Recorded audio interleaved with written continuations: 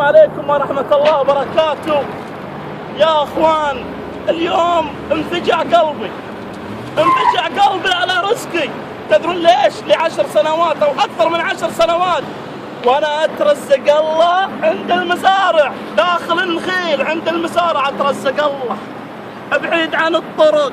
بسطني بالحواري قال ترى ممنوع، بسطني قال ممنوع على عيني وعلى راسي، اشياء ممنوعه. جيت في وسط القرى داخل المزارع وعند المزارع. الان يا جماعه الخير جاتني البلديه وعطتني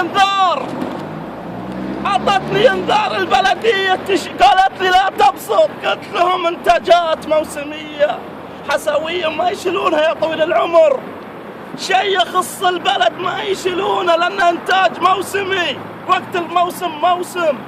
الحين يا جماعه الخير عطاني انذار وانا في وسط داخل المزارع، ابعد عن الحارات وابعد عن الطرق وابعد عن الحوادث وابعد عن كل شيء. الحين عطاني انذار اشيل اغراضي، انا اترزق الله، ابي اكل عيالي، هذه وظيفتي، هذا رزقي، عمري كله قاعد ابني حياتي من النعمه هذه، جالس اترزق الله. الحين جاني انذار شيل اغراضك، والله ثم والله ان هذه حقت بنقالي،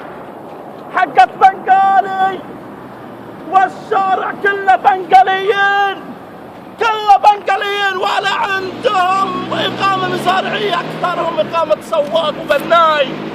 العبوا في حسبه الشارع، لعب يطلعون الملايين من هالشارع البنقاليه ما شالوهم. اليوم انا مواطن سعودي يبي يترزق الله، ما عنده وظيفه ولا عنده عمل، هذا رزقي عيالي. ترضون اروح اسرق؟ هذا رزقي وجاي النشا اغراضي وين اروح؟ هذا رزقي. اتمنى يوصل اكبر مسؤول ويشوف وضعي ويشوف حالي ويتمنى له رزقي.